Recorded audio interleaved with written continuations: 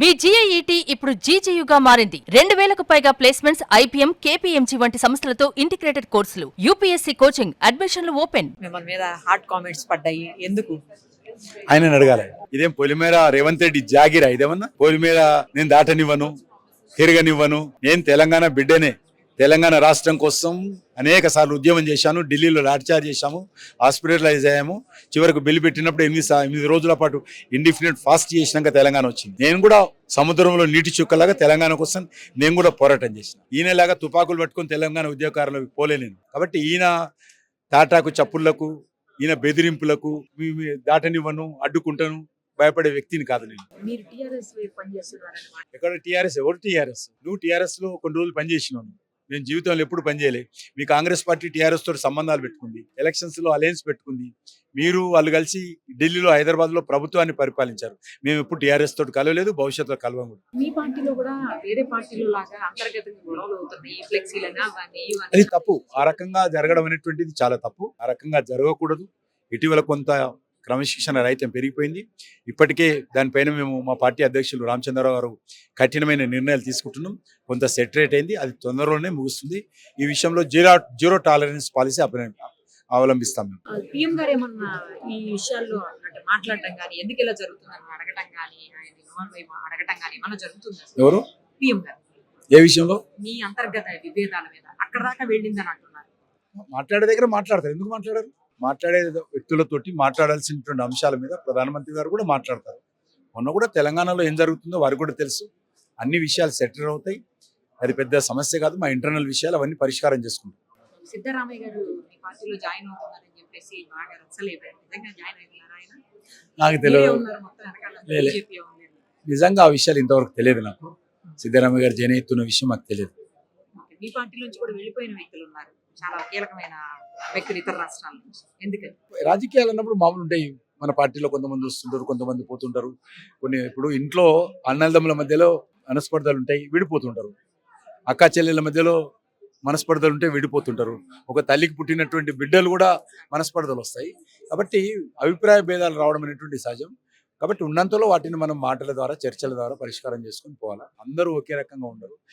మా దగ్గర 18 కోట్ల మంది సభ్యులు ఉన్నారు. అందరూ ఒకే రకంగా ఉంటారా? వరల్డ్లో లార్జెస్ట్ పొలిటికల్ పార్టీ, ఈరోజు అతిపెద్ద పార్టీ, అనేక రాష్ట్రాలు అధికారంలో ఉన్నటువంటి పార్టీ, 3వసారి అధికారంలోకి వచ్చినటువంటి పార్టీ.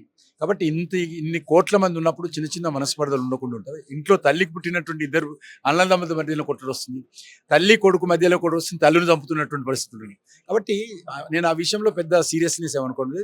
అయినప్పటికీ కూడా ఉన్నంతలో మేమందరం క్రమశిక్షణతో కలిసిమెలిసి ఉండాల్సినటువంటి అవసరం ఉంది. చర్చించుకోవాలి. ఏదైనా ఎవరి మీద ఇబ్బందిగా ఉంటే చెప్పాల్సిన దగ్గర చెప్పాలి, చెప్పి సమస్యలు పరిష్కారం చేసుకోవాలి. అబ్సల్యూట్లీ ఉండదు.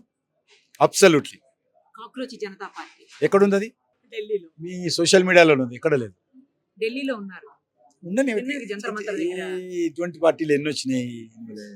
పాల్ లాంటి వ్యక్తులు, ఇక్కడ మన కవిత లాంటి వాళ్ళు చాలా మంది ఉంటారు. ఏం పర్లేదు, పార్టీలు పెట్టుకోవచ్చు కదా, తప్పే ఉంది. మన ప్రజాస్వామ్యంలో అందరికి హక్కు ఉంది. ఒక్క రోజులోనే బీజేపీ కంటే మిగతా పెద్ద నేషనల్ పార్టీల కంటే కూడా ఎక్కువ మంది సబ్స్క్రైబర్స్, ఎక్కువ మంది ఫాలోవర్స్ జాయిన్ అయినటువంటి కేపాలకు కూడా మంచి ఫాలోయింగ్ ఉంది. కోల్ మైనింగ్ ప్రత్యేకం లేదు. గత 12 సంవత్సరాలుగా కోల్ సెక్టార్ లో, మైనింగ్ సెక్టార్ లో నరేంద్ర మోడీ గారి నాయకత్వంలో అయితే రిఫార్మ్స్ తీసుకొచ్చాము, ఏదైతే మార్పులు తీసుకొచ్చాము, ఏదైతే దేశంలో విపరీతంగా విద్యుత్ కొరత ఉండేదో, కోలు ఉత్పత్తి అందుబాటులో ఉండేది కాదు, ఏ రకమైన అవినీతి జరిగేదో, ఏదైతే అక్రమాలు జరిగేదో, ఏదైతే కోల్ స్కామ్ కింద 1,80,000 కోట్లు ప్రభుత్వ ధనం దుర్వినియోగమైందని సుప్రీంకోర్టు ఆదేశించింది. సుప్రీంకోర్టు 124 కోల్ బ్లాక్స్ రద్దు చేసిందో, అటువంటి పరిస్థితి నుంచి ఈరోజు ట్రాన్స్పరెన్సీతో, పారదర్శకతో, ఏ రకమైనటువంటి పొరపాట్లు లేకుండా ఈ సమస్యలన్నింటినీ అధిగమించి ఈరోజు మరి మిగులు కోలు ఉత్పత్తి జరిగే విధంగా నరేంద్ర మోడీ గారి నాయకత్వంలో అద్భుతంగా పనిచేస్తా ఉన్నాం. ఈరోజు ప్రపంచంలోనే 2వ కోల్ ఉత్పత్తి దేశంగా ముందుకొచ్చాం మనం. ప్రపంచంలోనే 2వ కోల్ కన్జ్యూమ్ దేశంగా ముందుకొచ్చాం మనం.